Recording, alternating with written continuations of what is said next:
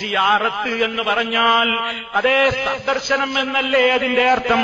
നമ്മുടെ കുടുംബത്തിൽ എന്തോ അല്ലാത്തവരായിട്ടോ ധാരാളം ആളുകൾ മരണപ്പെട്ട് കിടക്കുന്നില്ലേ, മക്ബറകളിൽ കിടക്കുന്നില്ലേ.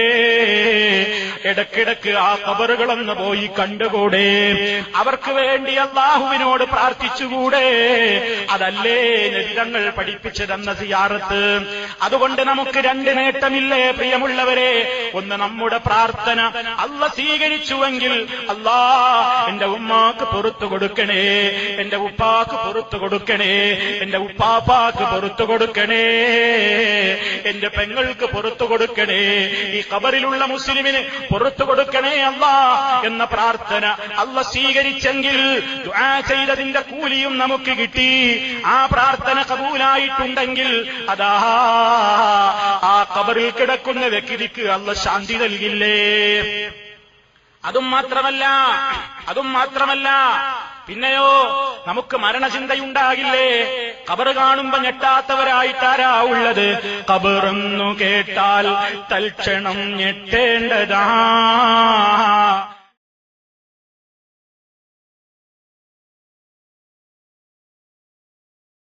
ദർഗയിൽ പോയി പ്രാർത്ഥിക്കുന്നു. അതെ, ഇത് ഇസ്ലാമല്ല പ്രിയമുള്ളവരെ. എന്നാ പിന്നെ മക്ബറയിൽ പോകാൻ പാടില്ലേ? ഒരു ഖബറും പോയി കാണാൻ പാടില്ലേ? ആരും അത് പറഞ്ഞിട്ടില്ല പാടില്ലെന്ന്. ഖബർ സിയാറത്ത് എന്ന ഓമനപ്പേരിട്ടിട്ടാണ് ഈ ശിർക്കൻ കൂത്താട്ടങ്ങളൊക്കെ ചെയ്യുന്നത്. ഈ ശിർക്കുകളൊക്കെ ചെയ്യുന്നത് ഞങ്ങൾ സിയാറത്താ ചെയ്യുന്നത് എന്ന് പറഞ്ഞുകൊണ്ടാണ്. വാസ്തവത്തിൽ ഒന്ന് ചിന്തിക്കൂ, സിയാറത്ത് എന്ന് പറഞ്ഞാൽ അതേ സന്ദർശനം എന്നല്ലേ അതിന്റെ അർത്ഥം. നമ്മുടെ കുടുംബത്തിൽ എന്തോ അല്ലാത്തവരായിട്ടോ ധാരാളം ആളുകൾ മരണപ്പെട്ട് കിടക്കുന്നില്ലേ, മക്ബറകളിൽ കിടക്കുന്നില്ലേ. ഇടയ്ക്കിടയ്ക്ക് ആ ഖബറുകളൊന്ന് പോയി കണ്ടുകൂടെ? അവർക്ക് വേണ്ടി അല്ലാഹുവിനോട് പ്രാർത്ഥിച്ചുകൂടെ? അതല്ലേ നബി തങ്ങൾ പഠിപ്പിച്ചു തന്ന സിയാറത്ത്. അതുകൊണ്ട് നമുക്ക് രണ്ട് നേട്ടമില്ലേ പ്രിയമുള്ളവരെ? ഒന്ന്, നമ്മുടെ പ്രാർത്ഥന അല്ലാഹ് സ്വീകരിച്ചുവെങ്കിൽ അല്ലാ എന്റെ ഉമ്മാക്ക് പുറത്തു കൊടുക്കണേ, എന്റെ ഉപ്പാക്ക് പുറത്തു കൊടുക്കണേ, എന്റെ ഉപ്പാപ്പാക്ക് പുറത്തു കൊടുക്കണേ, എന്റെ പെങ്ങൾക്ക് പുറത്തു കൊടുക്കണേ, ഈ ഖബറിലുള്ള മുസ്ലിമിന് പുറത്തു കൊടുക്കണേ അല്ലാ എന്ന പ്രാർത്ഥന അല്ലാഹ് സ്വീകരിച്ചെങ്കിൽ ദുആ ചെയ്തതിന്റെ കൂലിയും നമുക്ക് കിട്ടി. ആ പ്രാർത്ഥന കബൂലായിട്ടുണ്ടെങ്കിൽ അതാ ആ ഖബറിൽ കിടക്കുന്ന വ്യക്തിക്ക് അല്ലാഹ് ശാന്തി നൽകില്ലേ. അതും മാത്രമല്ല പിന്നെയോ നമുക്ക് മരണചിന്തയുണ്ടാകില്ലേ? ഖബർ കാണുമ്പോ ഞെട്ടാത്തവരായിട്ടാരാ ഉള്ളത്? ഖബറെന്നു കേട്ടാൽ തൽക്ഷണം ഞെട്ടേണ്ടതാ. കണ്ടാലുടൻ വാവിട്ട് നീ കരയേണ്ടതാ. മേടയ്ക്ക് പകരം മാളമാ സുബ്ഹാനാ റബ്ബി, അതിൽ കിടക്കേണ്ടതാണ് അസ്മാനാ. എത്രയെത്ര ഖബറുകൾ കുഴിച്ചത് നമ്മൾ കണ്ടു. ആ ഖബർ കാണുമ്പോ തോന്നുന്നില്ലേ? അടക്കം ചെയ്യപ്പെട്ട ഖബറുകളെ കാണുമ്പോ നമുക്ക് തോന്നുന്നില്ലേ? അതെ, ഞാൻ എന്തിനാ ഇങ്ങനെ റബ്ബിനെ ധിക്കരിച്ച് ജീവിക്കുന്നത്? എത്ര കാലമാണ് എന്റെ ജീവിതം? എത്ര കാലമാണ് പടച്ചവന് എതിരായിക്കൊണ്ട് ഞാൻ എന്റെ ഹറാമുകളിലൂടെയുള്ള ജീവിതം? പറ്റില്ലല്ലോ.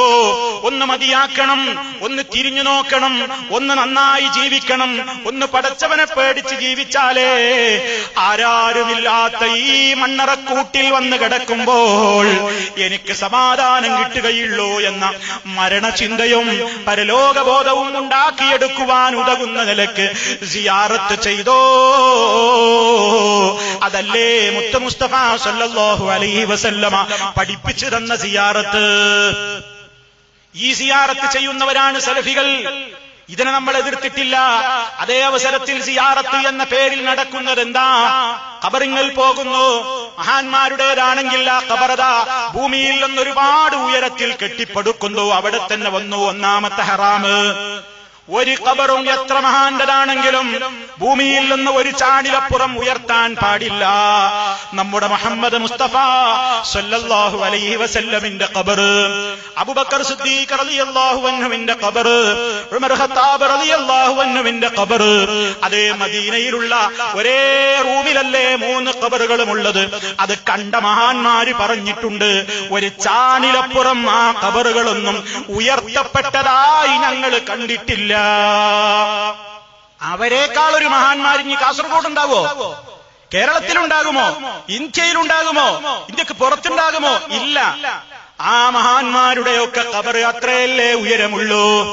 അതിലപ്പുറം ഒരു ഖബർ ഉയർത്തുന്നത് തോന്നിവാസമാണ്, ഹറാമാണ്, ഇസ്ലാം വിലക്കിയതാണ്.